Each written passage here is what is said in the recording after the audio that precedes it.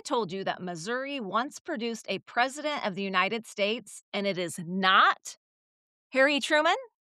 Would you believe me? Not elected, not inaugurated, not even awake for most of their presidency, but technically president? I mean, have you ever heard about this? Yeah. Well, if you have, awesome, because I have never heard about I have this. never heard And about if this.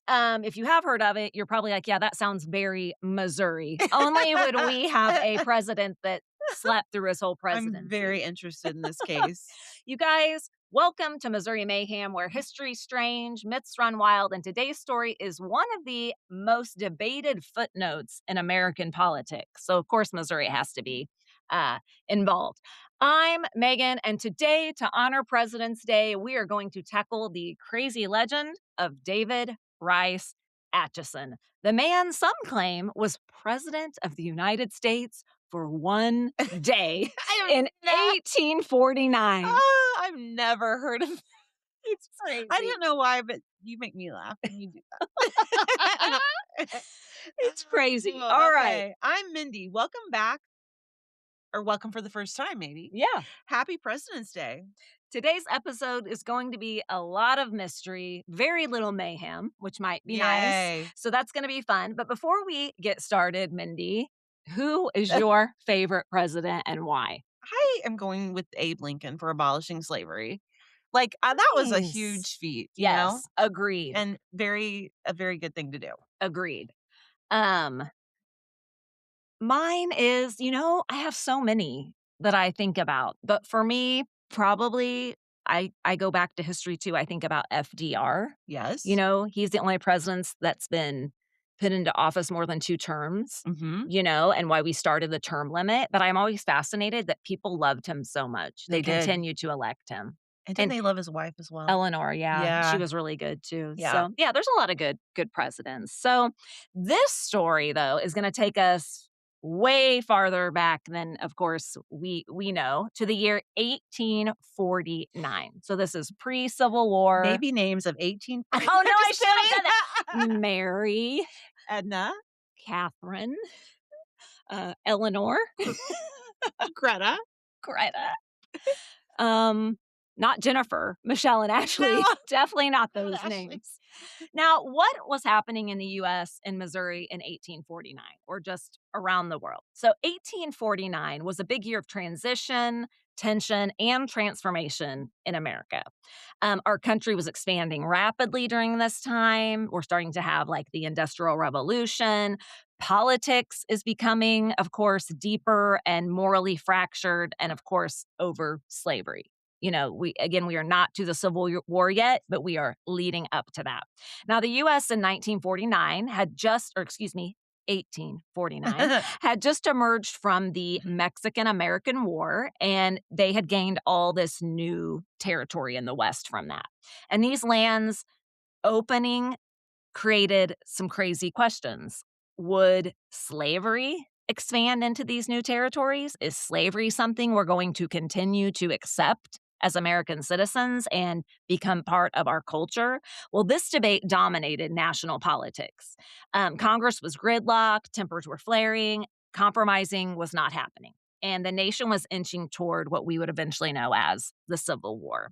And few realized, though, how really close we were to that just years later. At the same time that this is happening in 1849, we have Zachary Taylor. He is a military hero, had very little political experience, but he was known, back then, if you're a military hero. And Zachary Taylor had become president, nominated to become our next president. During this time, too, the gold rush had exploded the year before in 1848. And so that was sending thousands of people west, too. And America was becoming more mobile, more ambitious, and, as we said, more divided. So Missouri's sitting at the crossroads of America's conflict. At this time in 1849, America is a slave state. It's also a border state in terms of slavery and slavery and anti-slavery. We're also, the gateway to the West that's opening up. And all of this is creating a political pressure cooker. I mean, if you can imagine. Yes. We're on the brink of major issues here. Mhm. Missouri's river, especially the Missouri River, made it a huge launching point for settlers that are going to California, Oregon, and Utah. They could set off on the Missouri River. And St. Louis was booming again, got the name Gateway to the West, even before we knew it would be called that. Politically, Missouri was deeply divided. Of course, as a border state, we have pro-slavery forces who are wanting slavery and to protect it. We have anti-slavery voices who know it's morally wrong. And what is the economic consequence, of course, but the morally wrong of it all. And then violence and intimidation were increasingly used as political tools. So basically, to sum it up, Missouri was kind of a hot mess during this time. It sounds The like it. world in itself was at a real Mhm. juxtaposition, I a mean, point. hence the Civil War. Exactly.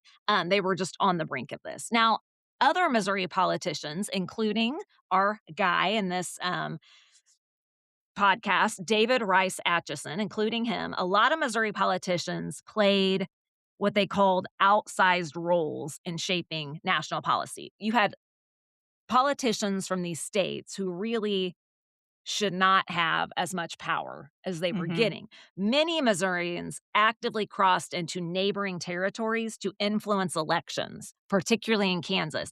And that sets the stage for a few years later, what's known as Bleeding Kansas, and all of those things. So this is a time where it's very turbulent and people don't know what's going to happen. I Mhm. mean, I can't imagine living during No. this time, and especially in a state like Missouri.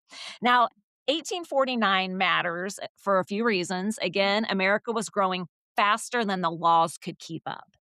So things were changing so quickly, and there were not laws to make sure we were doing this ethically and correctly. Missouri stood on the front line of that growth, and leaders like Atchison loved the chaos, Yes.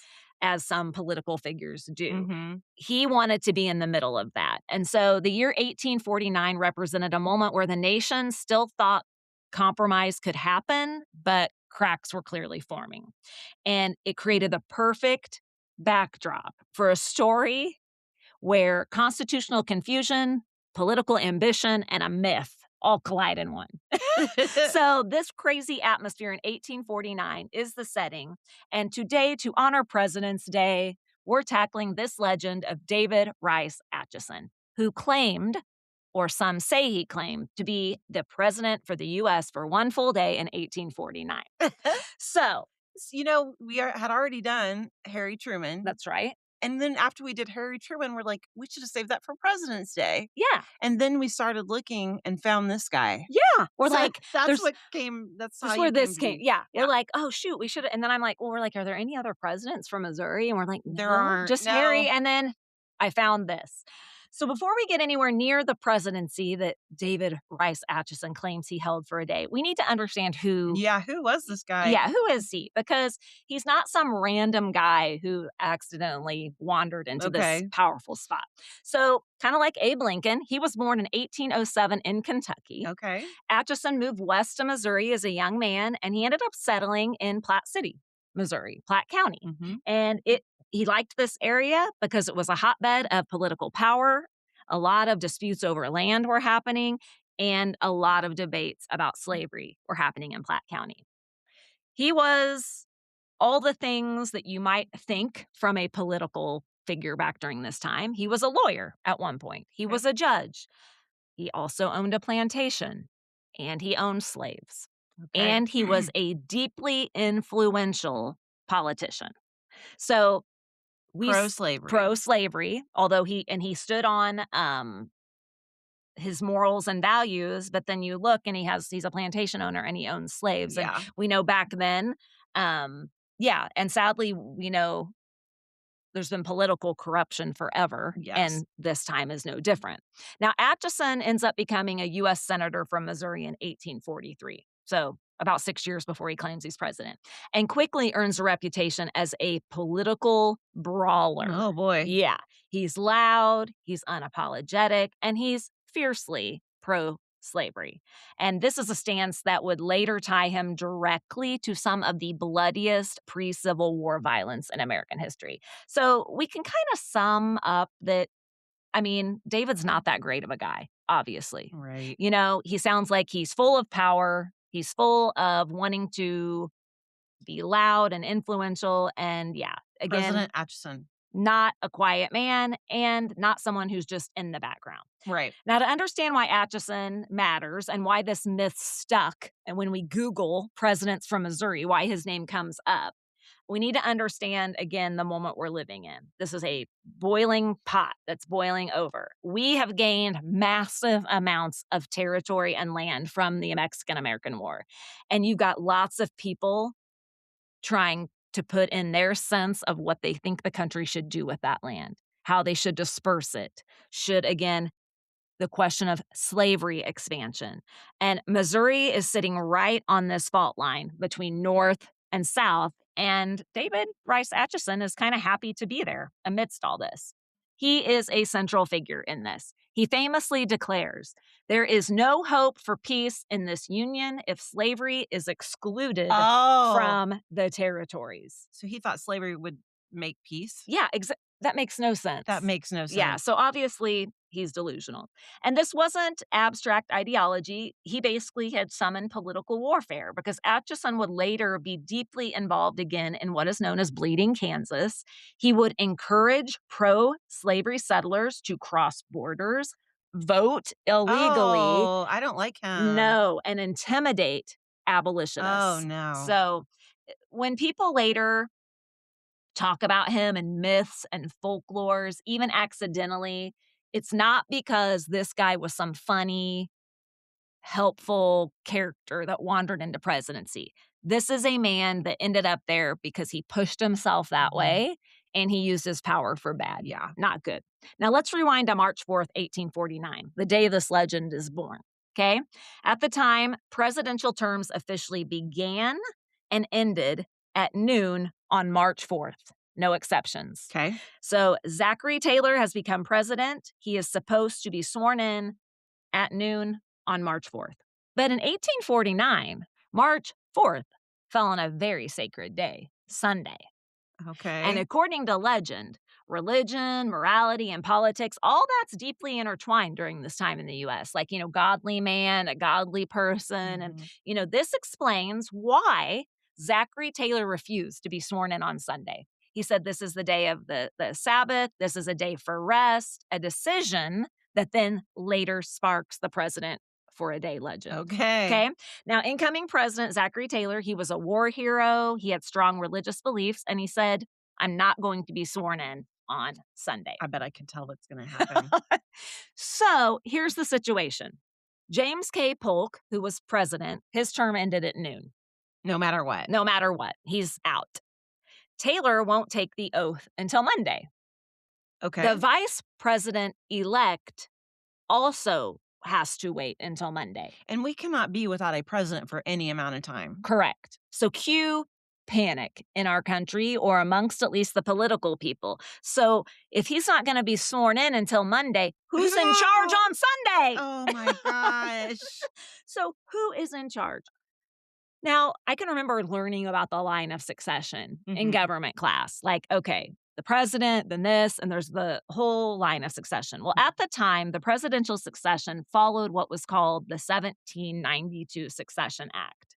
So it went president, vice president, president pro temp of the Senate, and then Speaker of the House. Yes. Now, David Rice Atchison was president pro temp of the Senate. So he's technically right after the vice president. Who would not do it. Right. And this is at least according to some interpretations.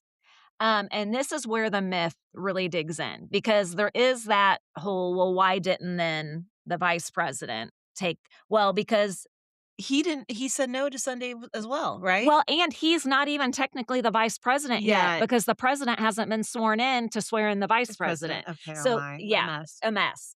Now, newspapers, politicians, storytellers really latched onto the idea that if no one else was sworn in, then it had to have been the next person in line. Oh. And that was Atchison. Now, again, Oh my god. these a lot of these assumptions are historians later on saying, well, someone had to be president. Right, it So had to be someone, yeah, so it must have been Atchison. right. Now some accounts say, well, he didn't even know it. He slept most of the day on Sunday and didn't even know he was president. He was resting on his Sunday. Which to me, he's kind of an asshole. No, he sounds like he was an asshole, so I think that's funny if he didn't even know he was president. He also some say he spent the day drinking Drinking and sleeping, and maybe. sleeping, and some say they heard him make jokes that he had the shortest presidency in history. Oh my god. So, I mean, really, if you think He might about have it been the worst president in history, there you go. Now, before we continue our story, let's pretend that we get to be president for a day. Okay. So you're president pro Oh temp and this gosh. happened. Give me one thing you would do as president of the day. To impact the world? Yes. I would say, There's so many things you could do. I mean, I know. Where would you start? well, first of all, I would wander around the White House for a bit. And just check that out. Just check that. Because when you went when you were in middle school, you really weren't me. Oh, I know what I would do. I would be like, all teachers get a 100% pay increase. That's what Yes. I would do. Yes. That's it right there. Yeah, same. My thought was something educational, of course, something peace. But, you know, What about you? What would yeah, you do? my first thought was too, like, we gotta fix the public education system, Yeah. and we gotta get that under control. Of course, I don't know. There's lots of different things that Besides wandering around the White House. well, you gotta do that first. You gotta know Do where I you're have any sleeping. emails as the president? Let me Do check I my have any email. Let me check my emails for I'm president for What'd 5. you do today? I wandered around the White House and checked my email. I got up Is at that not 10:30. enough? I got up at 10:30. Really? And I drank, I went and and then I went and slept. slept, and yeah, I don't know, I mean, and that's the thing too, when you think about presidencies, it's just this nonstop rotating door of one person after another, either claiming they didn't cause the problems or I'm trying to fix the problems. I mean, it's just of the person before them. Always. It's just a bad cycle. Now, okay, here's what we think the actual truth of this story is. Atchison's Senate term expired at noon on March 4th, meaning he was no longer president pro temp during the supposed gap. Okay. So it says the Constitution doesn't say the presidency stops existing if the oath hasn't been taken. So Taylor was legally president whether sworn in or not. So there's all this skepticism again. So Taylor was the president. Yeah, they're like, he's still the president, even though he hasn't taken the oath. Okay. But again, there's this tale that, well, if he wasn't and the vice couldn't be, then it had to be Atchison. Right. Well, this is the thing, though, basically. Atchison himself has rejected the claim many times. He later wrote, I never for a moment acted as president of the United States. because you were sleeping. Because you were asleep. And you would be embarrassed that you didn't even know you were president. So even Atchison claims this is more legend than truth. Right. Now, do we know exactly what happened? No. And why, again, when I Google, does this story still survive? Well, one, it's unique. Yeah. And it's unique to Missouri in a way. And when you initially hear it, oh, we had a president for a day, that sounds cool for Missouri. Yeah. But then when you really find out what he stood for, it's not not cool. as cool. And that's how a lot of our stories end up. And he's buried in Plattsburgh. You guys, he has on his tombstone, he is buried in the Green Lawn Cemetery in Plattsburgh, Missouri, whom we had as rivals in high school. Plattsburgh. Yes. And believe it or not, his grave says, President of the United States for one day. Oh my goodness. And I'll put that on our Patreon. And what his grave says, that is not an accident. That's branding 1800 and style. we were actually going to go to the cemetery and find the grave, but it's been so dang cold here in Missouri. Oh my gosh. We haven't been able to. We have not wanted to leave our house. No. But again, crazy story, interesting story about someone who, again, wasn't very cool. And this is how history becomes kind of myth. You take a technical issue, like, well, history says he wouldn't get sworn in on Sunday, so then who was president? There had to Had been to a be a president. president, Yeah. you know, and it becomes a bar story, and Yeah. it just and then down the road, and then someone's like, "Well, you know what? I really wasn't president, but I'm gonna put that on my tombstone." And Well, if boy, it's on his tombstone, maybe his family decided to put it on there, I and never he denied it, but his family's like, "You were, dude." were putting it on there. Yeah. Yeah, I don't know. I never did find like who officially made that decision to put that on there, but Yeah. definitely helps him live in infamy, I Yes. guess. The irony is, though, is Atchison didn't really even need this myth because he Of could being of president. being president to make him historically, I don't want to say important, but to Yeah. stand out in history because, again, he did a lot of crappy things. He helped shape the Kansas-Nebraska Act, and he also helped shape what was known as sectional violence, and I didn't know what that was. I'm like, Mm-mm. "What is that?" Well, sectional violence refers to physical conflict, intimidation, and bloodshed that arise from political divisions between different regions of the country. So he created like Missouri and Kansas against Rather than this. disagreements between political parties alone, I feel like we're having sectional violence as we speak. Agreed. Agreed. Agreed. And in the US, again, I think we do see that happening now. The most famous example is the North versus the South, the Union versus the Confederate, and of course, over slavery, states' rights, economic power. Now, during this time, instead of just arguing in Congress, and again, Mhm. I feel like this is happening more nowadays too. Yeah. Political people and people in general are using threats and force to influence elections. That's happening. Attacking political opponents, we know, in terrible ways. Back then, they would burn homes and businesses. They would engage in armed clashes, which means gunfights. And again, all this paved the path to the Yes. Civil War. And Yes. so it's very sad because even if he wasn't known for this, what he is known for is Those not. things. Yeah. Yeah. And it says, too, one thing that was interesting, he owned and lived on a family farm in Gower What? most of his life in Gower, Oh my Missouri. gosh. Yeah. You know some people I do know from some people there. from Gower. Have to see if they'd ever heard of him. Yeah. So, you guys, really, I mean, if it boils down to it, David Rice Atchison probably wasn't Probably president not. for a day, but his story reminds us that history is not always about facts. It's about people's And interpretations stories. and storytelling and Yes. elaborations.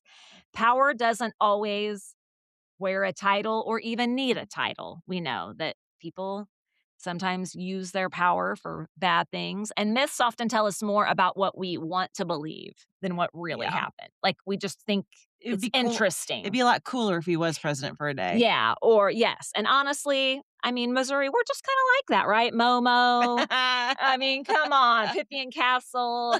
Come on. Snoppus. Snoppus, but Oh, it's so true. you guys, this story again came out of curiosity, just Yeah. wanting to figure out and find out like some political background in Missouri. And so, And we learned so much doing this podcast. yeah, Oh my goodness. I mean, literally, he's buried down the road and lived down the road, and I've never heard of this Gower, guy. Plattsburgh. Yep. Yeah. So, again, Missouri, thank you for hanging out with us. Thank you for listening. And as always, stay kind, stay curious, stay safe.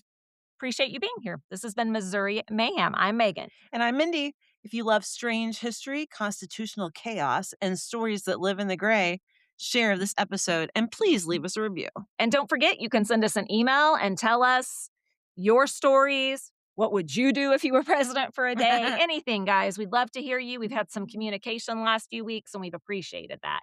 Email is MissouriMayhemSisters@gmail.com. Don't forget, Missouri, you always bring the mystery. And we'll bring the mayhem. Peace out.